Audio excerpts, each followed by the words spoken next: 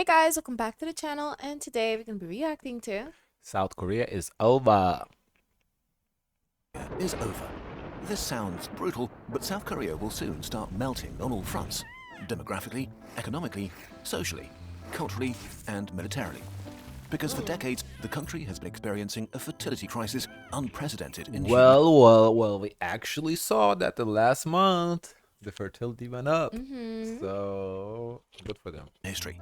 And but we've they probably say it went up superficially. It's just in comparison, people just started now having kids because in 2020 when the world was shut down, locked down, no one wanted to get married or Yeah, it was move on. basically that cat bounce, they said. The cat reached the point of bounce. no return. By 2060, the South Korea we know and love today will no longer exist. What will the collapse look like? And why is it now almost impossible to stop? The real population bomb. I guess quick fix, like obviously the long-term fix is have more kids, but that's too late for that now. Because, for kids to, that's 20, 30 years, they have become, they actually make money to support the others. So there's going to be like 20, 30-year gap in between who's going to cover the pensions. So that's that. But I guess the quick fix is immigration. Get people to come. Try to get international people, make it appealing to come to South Korea. That would be my solution. I don't know. To have a stable population, you need a fertility rate of about 2.1 children per woman. In the 1950s, South Koreans used to have 6 children on average. In the 1980s, the rate fell below 2. And in 2023, it was 0. They say per woman, not per In the relationship. 1980s, the rate fell below So fell below 2, but it says 2.7. So why he lie? It's not below 2, it's 2.7 in the 80s. 2. And in 2023, it was 0.72 kids per woman, the lowest ever recorded in history. How In many Seoul, per man?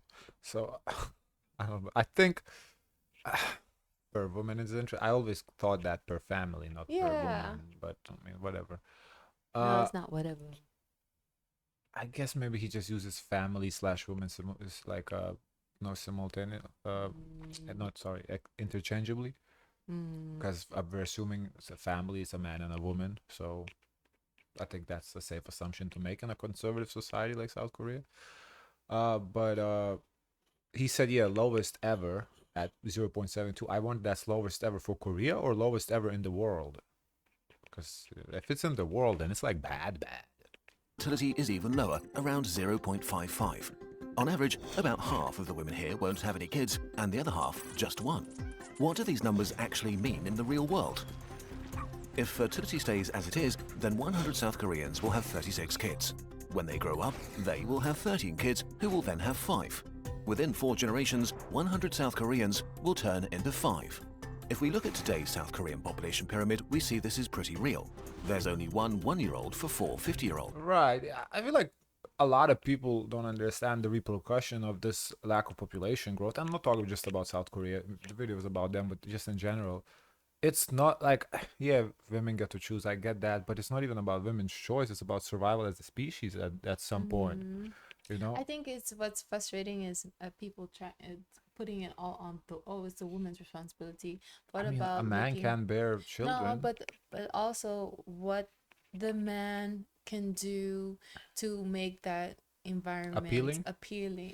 I agree, and not just the man, the government too. Yeah, The government should yeah, make the environment appealing, because having kids shouldn't be mad fucking expensive. So that's yeah, and that's it, on everybody. Like, it's a societal problem. It's not like a family, yeah. not like me and you problem. It's a societal And problem. also the liberties too as well, because that's a big exchange that you're asking for just on the woman to give to raise children too as well. Yeah, like ideally, back in the day when women had like 6 children, whatever, man could afford work one job and the family would be fine. Nowadays, women can have kids because they have to work.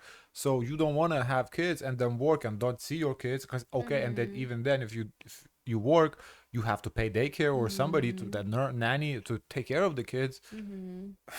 It's And just a financial also, burden. the finances too should be understood as shared and not used as control too as well. Because oftentimes women don't want to even have a relationship or have kids because you're giving up your financial Because a man freedom. is gonna control the finances. Mm-hmm. Fair enough. That's And a good point, too. also, I like what you see is that the power is exerted. Okay, because if the man is making all the money, he feels like he's saying doing Mm-hmm. all the state too as well. Yeah, that's a valid point. Nah, this is a big problem in the whole, not the whole, but a lot of Mm-hmm. parts of the world. It's a problem. Mm-hmm. Like here in the States too, at immigration kind of helped, but now it's Mm-hmm. Trump deporting everybody.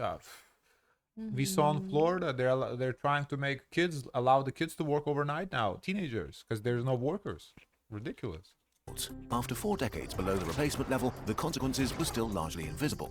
Today, South Korea's population is at an all-time high, as are its workforce and its GDP, which is still growing. But demographics hits you like a freight train. You hear it vaguely in the distance, and then it runs you over. South Korea is about to be hit. Let's time travel 35 years into the future to 2060 and see what the country will look like then. Can't stop kids from using shirts to wipe. When it comes to demographics, the most commonly used projections are those put together by the UN. They envisage 3 scenarios: low fertility, medium, and high. But in the past, all medium UN projections for South Korea have consistently been too positive. Between 2022 and 2023 alone, fertility in South Korea dropped by another 8%. So we're going to use the latest low fertility scenario, which has been the most accurate in the last few years. Keep in mind that we're still talking about projections, and the future is a faraway land. Okay, let's do it. In 2060, South Korea's population pyramid will look like this. The population will have shrunk by 30%. 16 million South Koreans will have disappeared. That's horrible. This. So 60, 70, 80, all those people are retired. Mm-hmm. Who's who's gonna cover all those pensions? Wow. I guess they're Population gonna just have to go into debt until there's people to cover it, because you cannot deny those people those coverage. will have shrunk by 30%. 16 million South Koreans will have disappeared in just 35 years. And it'll be the oldest But country in also, human history. I don't know. I feel like even in that age, people are still working. Like now, the retiring age is even delayed. People, they hold on to their positions into careers longer. So I don't know if per se it is the issue that, oh, look, the population size of people in their 60s is quite high. But they still get pension plus work. Mm-hmm. Like they still get the pension though. Mm. So you get pension plus work on the side to make like a little more money.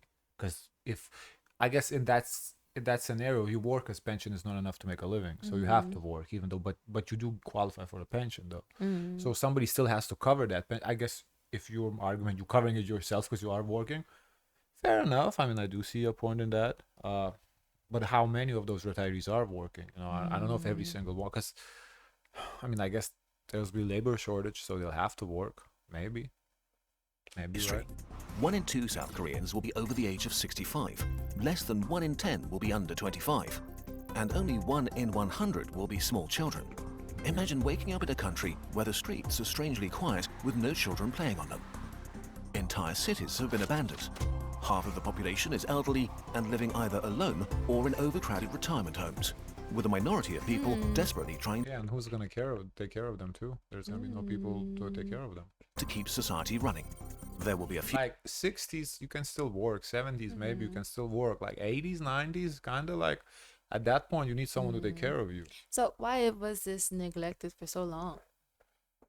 Because it seems like people have been doing the calculations. I think the thing in Korea is like there's a like very strong feminist movement that women just don't want men. Like they're bored, because But there's a reason why for that. It's like the men are not doing their part. right, because men have treated women like shit. So Yeah, I mean, who I wants to get sign up it, for that? right? I get that, but there's gonna be consequences for that. few major consequences. Economic collapse. In 2023, a breathtaking 40% of South Koreans over 65 lived below the poverty line. But in 2060, this number may seem lovely in comparison.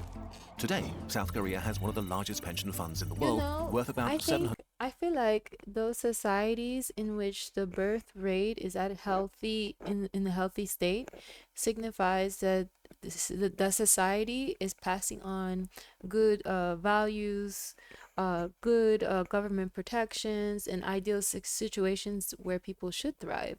Maybe the countries that you see have a negative or a very low birth rate is reflecting, okay, that society has issues and it's survival of the fittest. Those that continue on to pass on in the future will, populate, but those who do not, it seems as though it's a repercussion from these failures. I agree. I think if Because maybe this is not a bad no, thing. I agree. I think countries that are good countries, they have a solid birth, not like 3, 4, 5 kids per family, but like the 2.1, 2.2. Yeah. That optimal rate. Like Mm.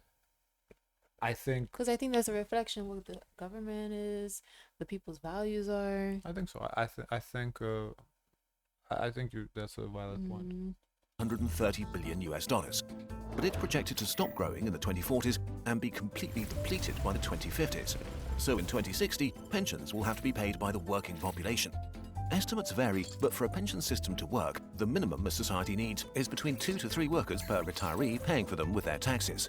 But even if we assume that all South Koreans over 15 will be working in 2060, the country will have less than 1 worker per senior. Workers will be unable to stem the incredible costs. So not only will poverty among the elderly be common, but a big chunk will be forced to work. Except they may not be able to find jobs because by 2060, the South Korean economy may have collapsed.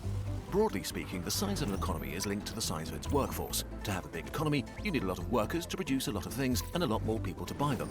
Today, South Korea has about 37 million people of working age, generating a GDP of about 1.7 trillion US dollars.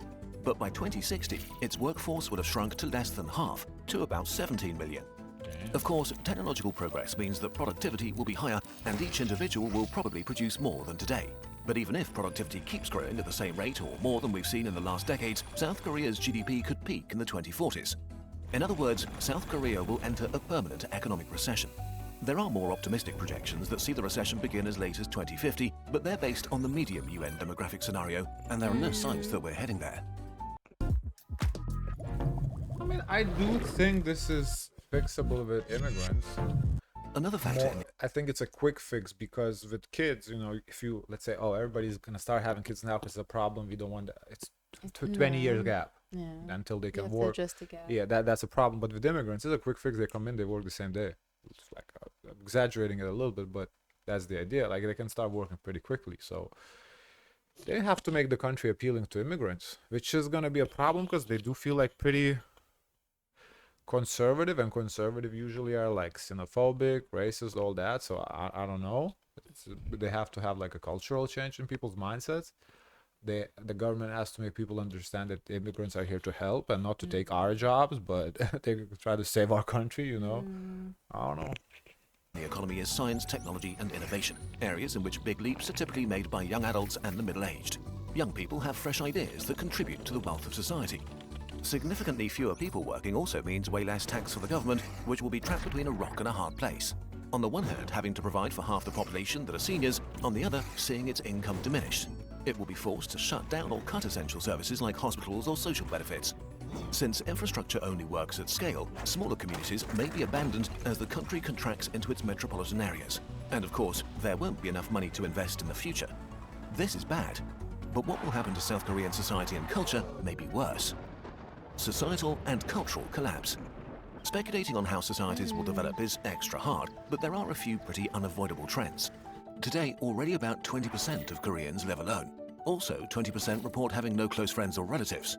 By 2060, That's kind of a lot. I'd love to see the comparison with other countries. This would be an interesting statistic. 50% of South Koreans aged 70 will have no siblings and 30% will have no children. Young adults between 25 and 35 will only make up 5% of the population and typically have no siblings at all. This leaves the elderly with almost no close family and young adults with little family and few potential friends, especially outside of big cities. A loneliness epidemic of epic proportions is all but guaranteed. On top of that, South Korean culture will probably experience a huge decline. In 2000, there were 17.5 million South Koreans between 25 and 45, and they made up 37% of the population. This was the generation that brought us K-pop, K-drama, K-food, and many other trends that spread around the world. In 2060, there will be just 5.6 million people in that age group, and they'll only be 16% of the population. Many cultural traditions are already struggling because the older generations are having trouble finding Yeah. young people to pass them on to. As young people disappear, many traditions Also, will die they're out. not even like practicing those traditions anymore because it seems like with the K-pop, the K-world, they take on other traditions outside from South Korea. Yeah, interesting to kind of bring this back to K-pop. Is that the reason why we're starting to see more and more international K-pop idols? Not enough South Korean talent? Is Mm. that what's going on? Possibly. Who knows? out. Without young people, the soul of South Korean culture will shrink and wither away. And on a personal level, what kind of experience will it be growing up in 2060? What will youth culture be like in a country of seniors, where many universities, schools and kindergartens are abandoned as there are no longer children to fill them with life? What kind of job prospects will they face, and what will politics look like? If young people don't want to remain alone, they'll concentrate in Seoul or a few other big cities, or worse for South Korea, emigrate to other countries. Rural areas will decline, and most smaller Oh cities yeah, one thing they can't afford is people leaving, unless it's old, retired, you know. But Oh, I don't know. young people, they can't afford that. will turn into ghost towns. We're already seeing this in Japan, which has almost 10 million abandoned houses in rural areas. Large parts That's of South crazy. Korea will simply vanish and be reclaimed by nature. Last but not least, South and North Korea are technically at war, and they could very well still be in 2060.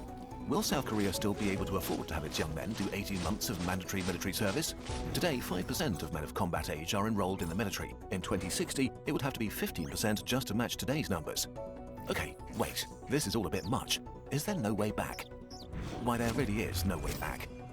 The problem with the demographic freight train is that once it hits, things become irreversible. Let's say fertility in South Korea magically triples to the replacement rate of 2.1 children per woman and stays there. In 2060, it will be an inverted pyramid on top of a barrel.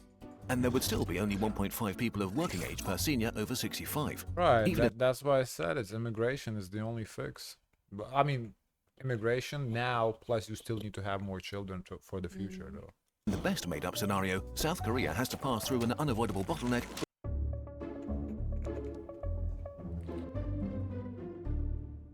before it will recover. But there is also a kernel of hope here. Yes, the situation is grim, but at least in the long term, recovery is possible if South Korea enacts rapid and societal changes that make its population want to have kids again. In 2024, births rose for the first time in 9 years, 3% more than in 2023. But for that to continue, South Korea needs to face the music and ask how they got to this point. How could it get that bad? In general, as societies get richer, more educated, and child mortality plummets, people decide to have fewer kids. What makes South Korea special is that it's somehow supercharging all of these trends. South Korea lifted itself out of poverty in record time, but in doing so, it developed a unique kind of workaholism and extreme competitiveness. Although the work week is 40 hours and the legal maximum is 52 per week, unpaid overtime is normal for many, and the government even proposed to raise legal work time to 69 hours per week. Despite this, South Korea has relatively low wages and a high cost of living. Real estate in big cities is out of reach for most people. The cost of education is extremely high, since families have to pay for private lessons if they want to send their kids to a high-tier college. All of this while South Korea spends less on family Well, benefits there you than go. most other rich countries. Old-fashioned cultural norms make matters They're even fucked. worse. Marriage is all but mandatory if a couple wants to start a family. In 2023, only 4.7% of babies were born to unmarried women. Out of all developed countries, South Korean men do just about the least share of I housework and wonder in childcare other within countries, like for example Norway, where the trend of getting married is not necessarily the step to have children. It's definitely more than 4.7%, that's for sure. families. This leaves women with a disproportionate amount of work if they want to keep their jobs after a pregnancy, while many men are overwhelmed by the societal expectation to be the main breadwinner and have successful careers. Starting a family or not is a personal decision, and most South Koreans are deciding against it. The bottom line is that South Korea has created a culture that leads to very few kids. Conclusion. Demographic collapse is not an abstract thing in the future, it's happening right now. And it's not just South Korea. In 2023, China had a fertility rate of 1, Italy and Spain 1.2, Germany 1.4, the UK 1.6, and the US 1.6. Which sounds so much better, doesn't it? Nah, as I said, it's a problem in a lot of countries. US, that 1.6, maybe a little bit offset by immigration. So like UK, Germany, a lot these countries do have immigrants. I don't know how big is immigration in South Korea, though. There's a lot of people trying to go there. Well, after 4 generations, a fertility rate of 1.6 means 60% fewer new people. A fertility rate of 1.2 means 87% fewer people. And fertility rates are still falling with no sign of stabilization or recovery. The weirdest thing about all of this is that almost nobody involved in the public discourse has truly grasped the gravity of the situation. The last century was utterly dominated by overpopulation narratives, and people who say that we need more kids seem weird. And if you do the maths, the future just seems to be too insane to be true, like it's hard to believe. I do hear about overpopulation. That's the thing, because we had those years of overpopulation. Now we can't just stop. Like, if it was like a, regular, like 2.1 at all the times, we wouldn't have this problem. But the problem is that we went from 6 kids to 0.7 kids. That's the problem.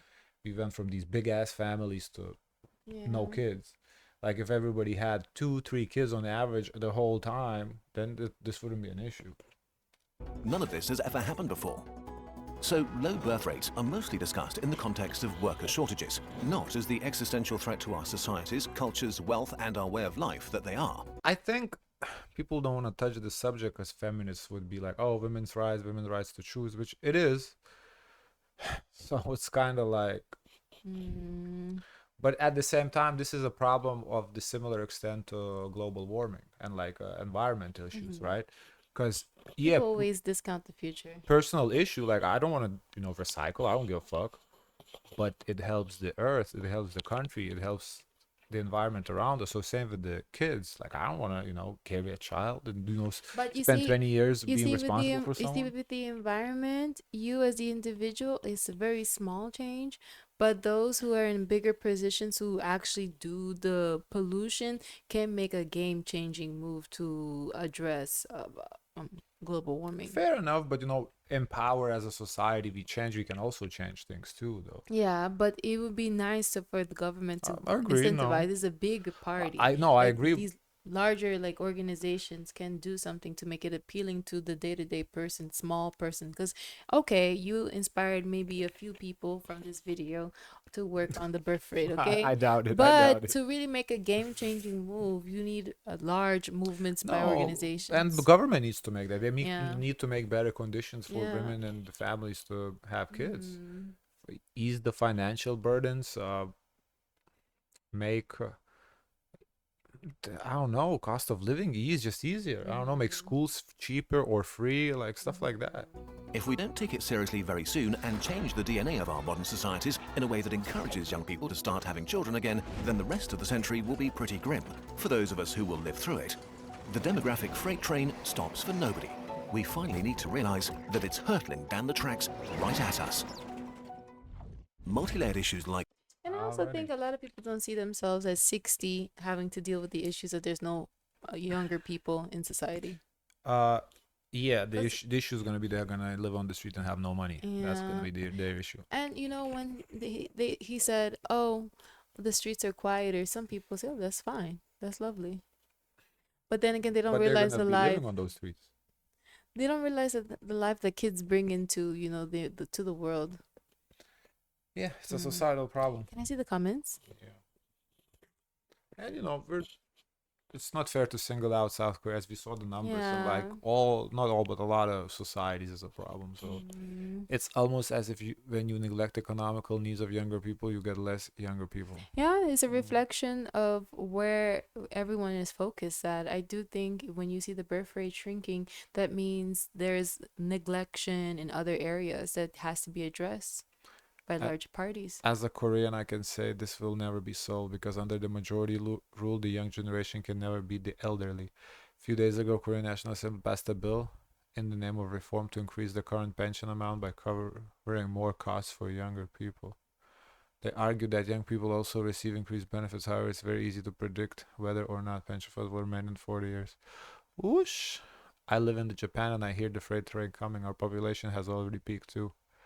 Well, he did mention Japan. There's like 10 million abandoned houses, I believe he said. That's crazy. That's crazy. We can take that one of those houses. We have that issue here in New York. Like, for example, there's a lot of, like, even in general in the US, there's a lot of development being made, but are people actually occupying those spaces? Yeah, it's a tough problem with the societies. Okay, guys, of course, let us know your thoughts. Don't forget to like, comment, and subscribe. Join the Discord. And as always, share as much kindness as possible.